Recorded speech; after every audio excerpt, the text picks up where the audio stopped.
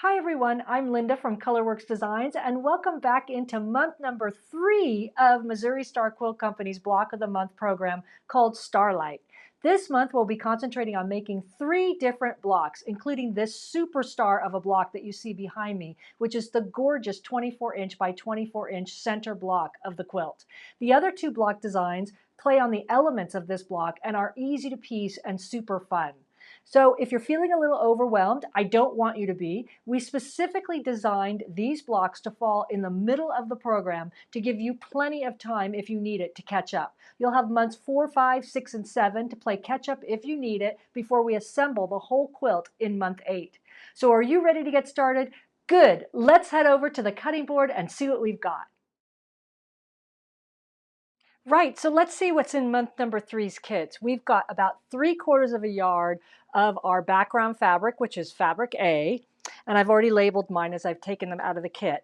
2 10-inch squares of this new one, which is Milliflora in jade. We've got 2 10-inch squares of that green, beautiful, and about 1/4 yard of lake blossoms in this lovely bright orange. That's fabric C. 2 10-inch squares of fabric D. We've seen that quite a lot in some of the blocks. 2 5-inch squares of fabric E. 2 5-inch squares of fabric F. 2 5-inch squares of fabric G. And then last but not least, one of the all-time favorites of mine, which is fabric J, which is lake blossoms in a beautiful fuchsia magenta. We've got about 1/4 of a yard on that. So let's get cutting right away.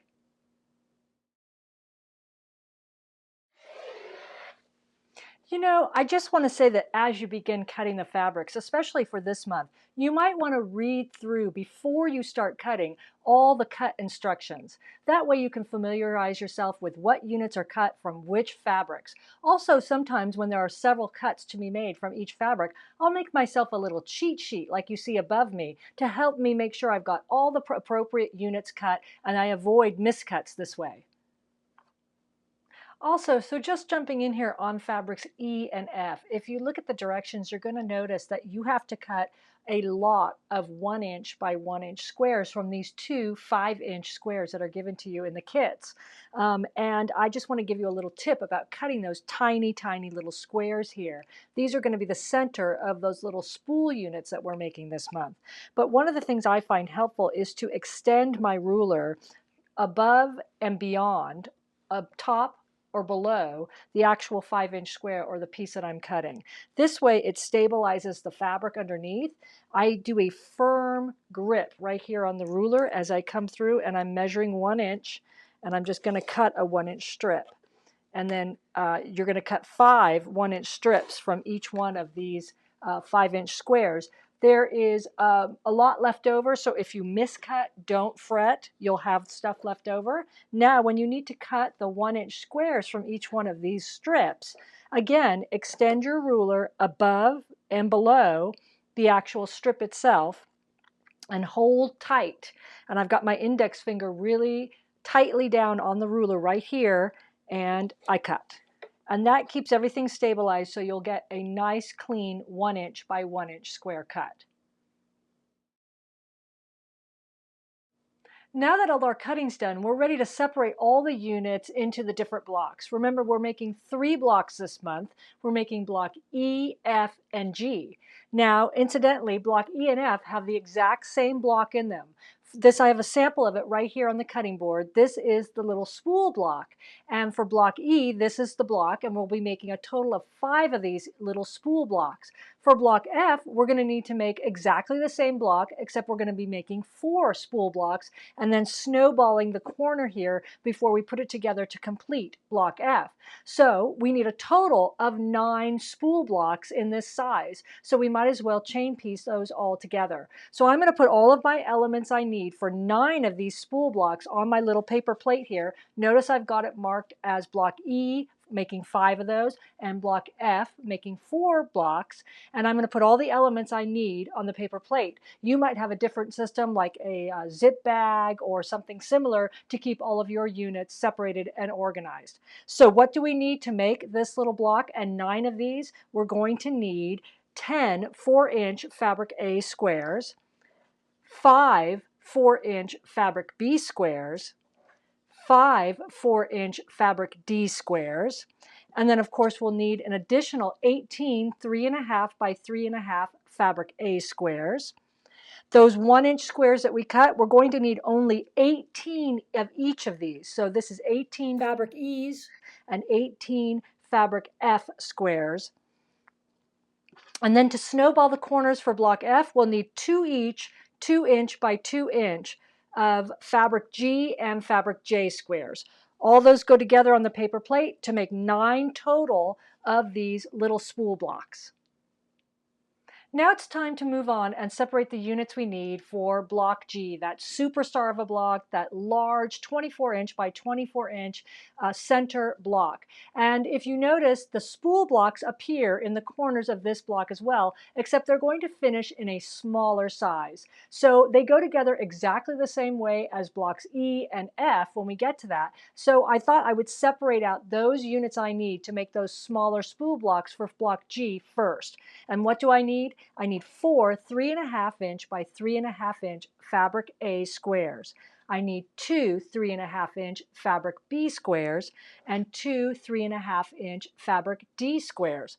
I'll also need 8 3-inch by 3-inch fabric A squares, and then those remaining 1-inch by 1-inch tiny little squares that are the center of the spool, I'll need 8 each of fabric E and fabric F. That's everything I need to make 4 of the smaller spool blocks for the block G. So pretty much whatever you have left is going to be what you need to make block G after you get done making the mini spool blocks for block G. So let's just make sure we go through it and we've got all the elements we need. So again, starting with fabric A, you're going to need 4 3-inch by 10.5-inch strips, 4 3-inch by 8-inch fabric A strips. You'll also need 8 2.5-inch by 3-inch rectangles. You'll need 8 3-inch by 3-inch squares, and you'll also need 16 2.5-inch by 2.5-inch fabric A squares. Now going on to fabric C and fabric J, you'll notice I already have them paired up here at the top, but again, you're going to need 4 each 3-inch by 5.5-inch rectangles on fabric C and fabric J. 4 each 2.5-inch by 5.5-inch rectangles on fabric C and fabric J. Again, 4 each of 2.5 by 3-inch rectangles, fabric C and fabric J. And then last but not least, 4 each of 2.5-inch by 2.5-inch squares of fabric C and J. Additionally, you should have left over both fabric C and J 3.5 by 3.5-inch squares, 2 each. You might want to make a note that these are going to get half square triangled together. We're going to make half square triangles of this combination, as well as you should have last but not least 2 each squares of 3-inch by 3-inch fabric A and fabric G. These are the center of block G, and these will also have half square triangles made out of this combination. Now that we've got all our pieces cut, we're ready to start piecing. So we're ready to start piecing together this small little spool block. And remember, we're going to make 9 total of these blocks. 5 are going to be used for block E, and 4 will be used for block F. And they all go together in exactly the same way. I've got my fabric combinations laid out for you. This is the first combination we're going to do for making half square triangles, which are the outer edges here of the spool block. So I've got fabric A paired with fabric B and fabric A paired with fabric D. And of course, normally to make half square triangles, you would draw a line on the wrong side of your fabric A square, place it right sides together with its companion, and then sew a 1/4-inch seam down either side of that drawn line. But today I want to show you how to make half square triangles a little bit differently using this diagonal seam tape that you put on the stitch plate of your machine. The great thing about it is it doesn't require you to draw the diagonal line on the wrong side of that fabric A square, so that saves you a step. Let's go see how it works. So I'm here at my machine, and you can see on my stitch plate I have a line already marked on it that I did with a Sharpie to denote my 1/4-inch seam line. This is where I would line up the fabric edge to get a 1/4-inch seam. Next to it is the center line of the stitch plate, and that's where I'm going to actually line up this tape here. And it has a red line that actually tells me where center of the tape is. So I'm putting that red line directly over my center line as well on the stitch plate. And then to either side of that line are two black lines, which are the 1/4 inch seam lines. So when I take my first pair of squares, I'm going to line up. Notice I don't have any drawn diagonal line on them. I'm going to line up their tip up here right on the right black line, the right side black line, which is the 1/4 inch seam line, as I go in the machine. It's going to look a little odd, but this is going to offset my seam allowance a 1/4 inch. And what I need to do is just keep the tip that's moving here through the machine, the bottom tip, lined up on that black 1/4 inch line on the right-hand side as it moves forward.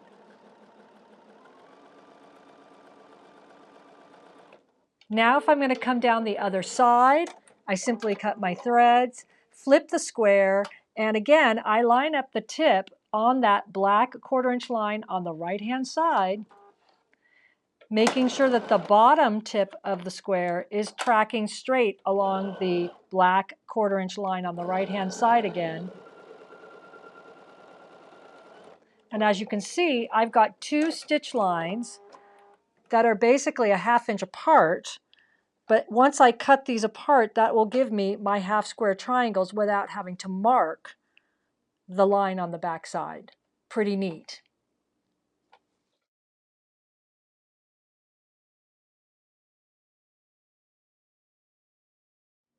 Right, now that I've made all the half square triangles I need and I've squared them all down, I'm ready to start assembling the spool units. Remember, I'm making 9 of these spool units for block E and for block F. Before I can actually sew the units together, I'm going to need to snowball the inner corners of these units, and that's what creates this look in the middle here of a square within a square on either side of the half square triangles. So remember those 1 inch by 1 inch squares we cut? Well, for each spool block, I'm going to need 2 fabric E's and 2 fabric F 1 inch by 1 inch squares. I've also marked on the back side of each one of these squares a diagonal line with a Frixion pen or water-soluble pen from point to point.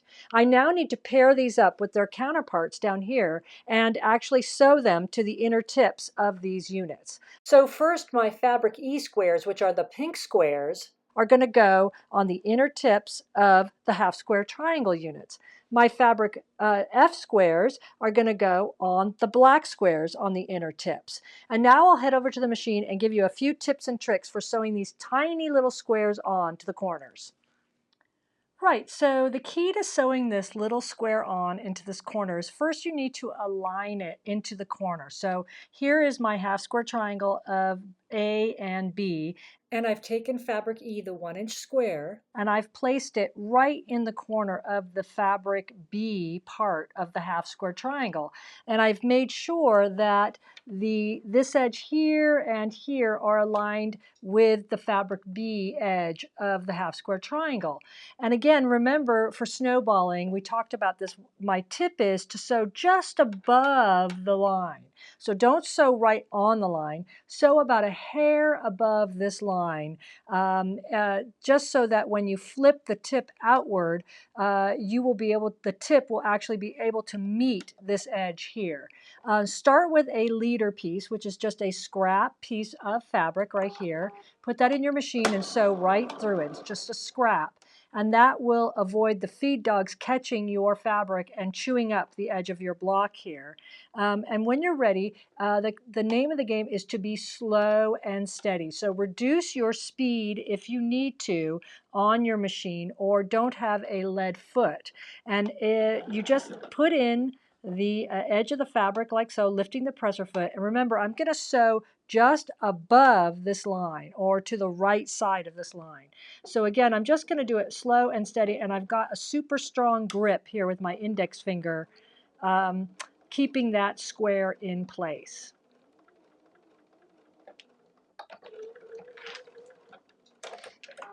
And you'll see once it comes out, let me cut away my leader piece. If I flip that square, it will meet the edge of that fabric B portion of the half square triangle.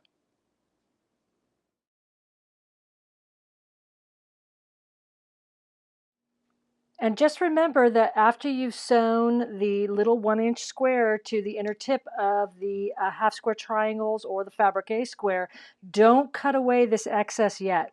Press it first. So flip the outer tip over and out to meet this edge. Make sure it meets. If it doesn't, make it meet and press it in there. Give it a little finger press and then hit it with the iron.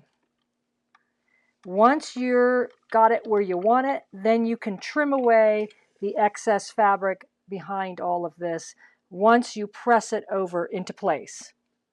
So I completed snowballing the inner corners of my units for my first spool block, and I'm ready to start to assemble the block. And you can see it goes together like a simple 4-patch. You've got 2 blocks that go together on top, 2 blocks that go together on the bottom row, and then the 2 rows come together to create the final spool block. I did, however, reduce the bulk of fabric in the back by cutting away a 1/4 inch beyond the seam line there, the little tip, and also on fabric A and fabric F squares, I actually reset and repressed the seam going in the opposite direction so that these seams would nest nicely together when they all come together in the center. So once we stitch this block together, our first spool block will be done, and we've just got 8 more to go for this month. And remember, if you can't get them all done this month, you've got months 4, 5, 6, and 7 for catch up.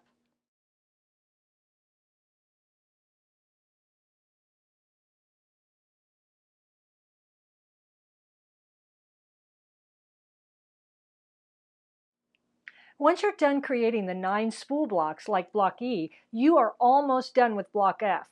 All you need to do is take 4 of those spool blocks and lay them out on your cutting board like so. Make sure that you have them orientated according to the diagram.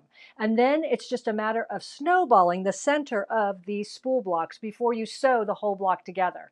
We have the remaining fabric G and fabric J 2-inch squares here. You'll just place them on their appropriate spool blocks following the diagram. So these fabric J squares, which I have put a diagonal line on the back for to snowball them, actually go on the upper left and bottom right squares. And these fabric G squares go on the upper right and bottom left squares. And I'll just snowball these corners, and then I'll be ready to assemble my block F together.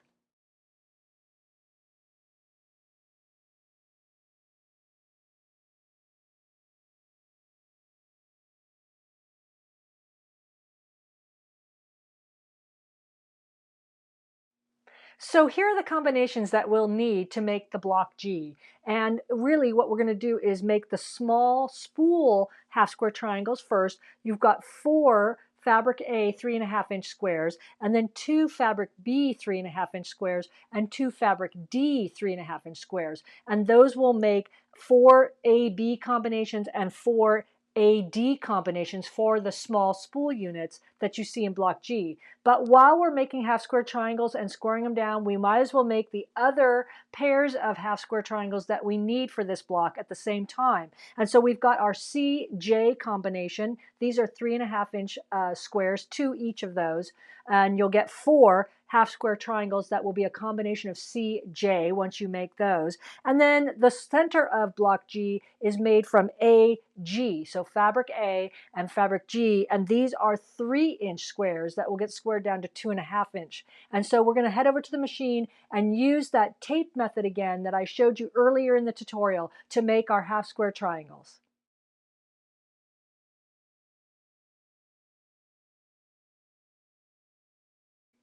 Right, so we've made all of our half square triangles and we've squared them all down. Now you're going to have 4 each of these combinations. So the first combination is fabric A and B squared down to 3.5 by 3.5. That's for our spools, as well as fabric A and D squared down to 3.5 by 3.5. We also made combinations fabric C and J squared down to 3.5 by 3.5. You'll have 4 of those completed. And then fabrics A and G, and those are squared down to 2.5 by 2.5 inches, and 4 of those. We're not going to work with these 2 combinations right now, so we'll just remove them from the board, and we're going to work on making the small spool blocks that you see in the block G. So we're going to put these in formation. The blue goes up there, and the green goes down here, and we're going to add 2 fabric A 3-inch squares there. And if you remember, like we did for blocks E and F, when we made those spool units, we had to snowball the center. So we're going to grab fabric E's 1-inch squares. You're going to need 2 of these for each spool block. Draw your diagonal line on the back side like so, and those will go on the colored inner points here, or inner edges of the half square triangles in the blue and the green. And then we're going to grab fabric F 1-inch squares. Again, draw your diagonal line on the back side, and those will get snowballed to the inner edges of the fabric A squares before we can put the little spool block together. So I've snowballed the smaller 1-inch squares now, and I'm ready to sew my small spool block together. It goes together just like a 4-patch. These 2 units go together, and then these 2, and then the rows go together. I did, however, just as a reminder, it's always good to cut away a 1/4 inch beyond the seam line, all that extra fabric, to reduce the bulk.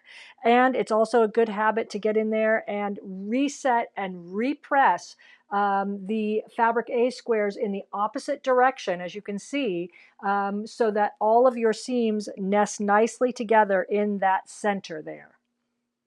And there's our first spool block done. So just make sure that before you proceed on making the other 3 spool blocks for block G, that you give this a cursory measurement and find the benchmark measurement in the pattern, which is 5.5 by 5.5. You can trim it down if you need to, or readjust your 1/4 inch seam piecing at this point before you proceed making more blocks. Once you're done with that, go ahead and make 3 more of these little spool blocks, and then we'll be ready to go on to the next step.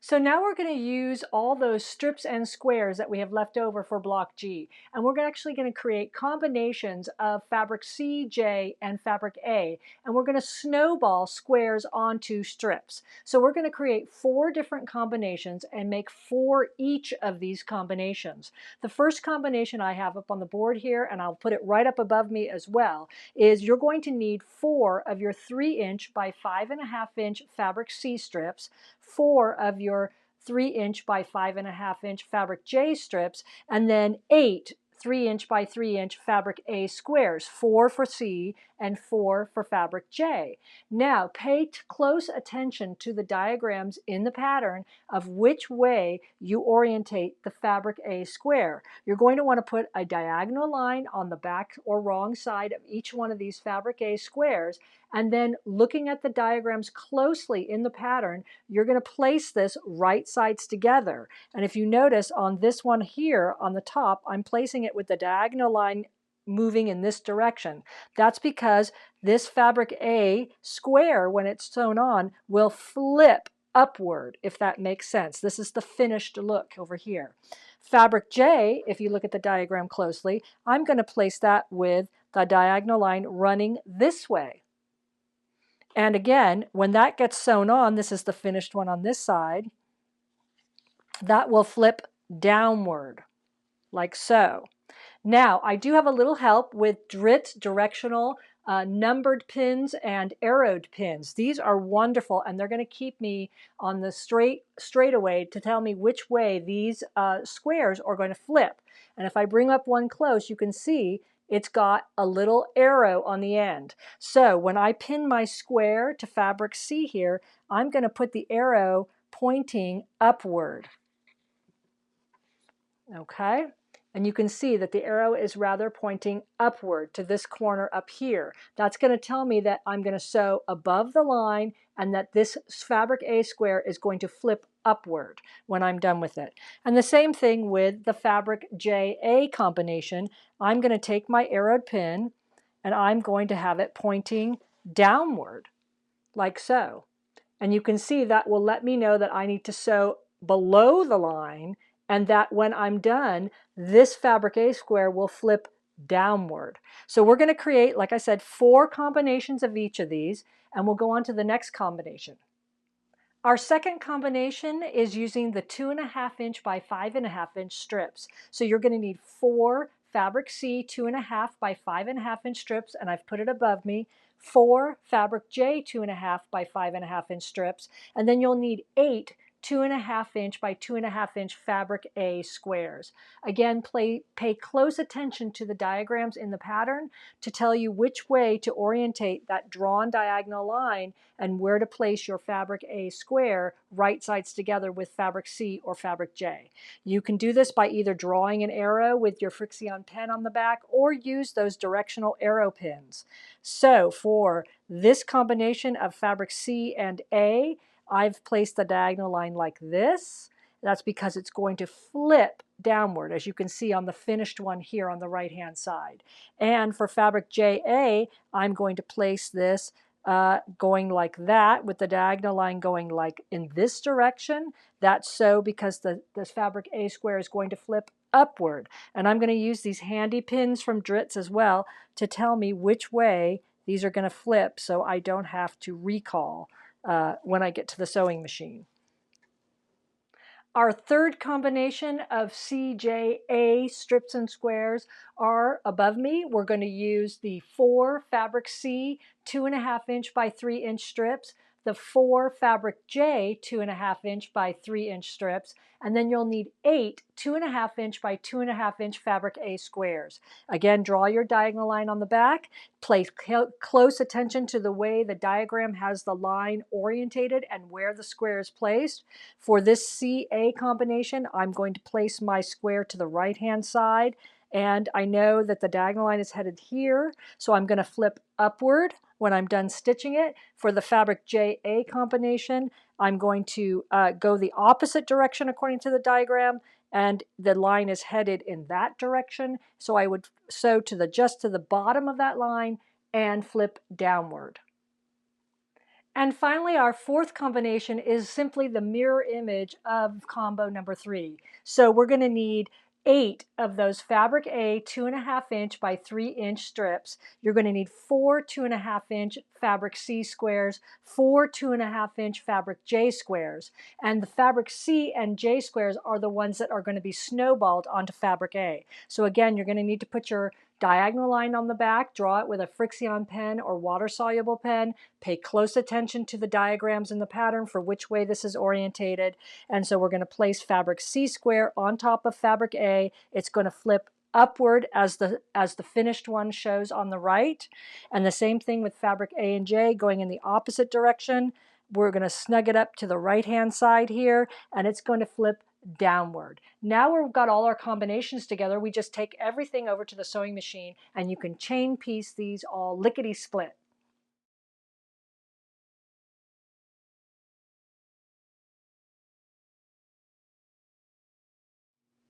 Okay, so it's the moment we've all been working for. We're finally ready to start putting together 1/4 or a quadrant of the block G.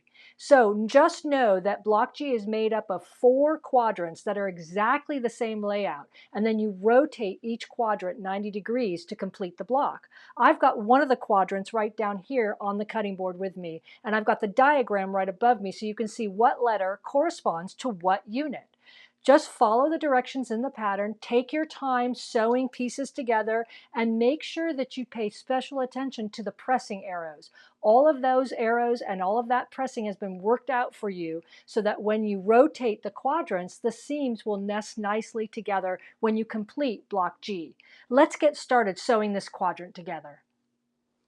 Okay, there you go. This is my first quadrant for block G. Now make sure that you take the cursory benchmark measurement at this point. This should measure 12.5 by 12.5. That's in your pattern, and you want to be able to measure it now so you can correct any mistakes before going forward and making the additional 3 units. Now that I have one quadrant done, I'm simply just going to copy this quadrant 3 more times, and I'm going to actually start taking all of my extra pieces. Here are my 3 extra spool units. I'm going to place them right on top of this unit here so I know exactly where everything goes. And here are some extra CA units. I'm going to place them in formation. And again, my extra JAs, and so on and so forth. And then when I have everything in place, I just scoop this all up, take it over to my machine, and piece the afternoon away, creating 4 total quadrants.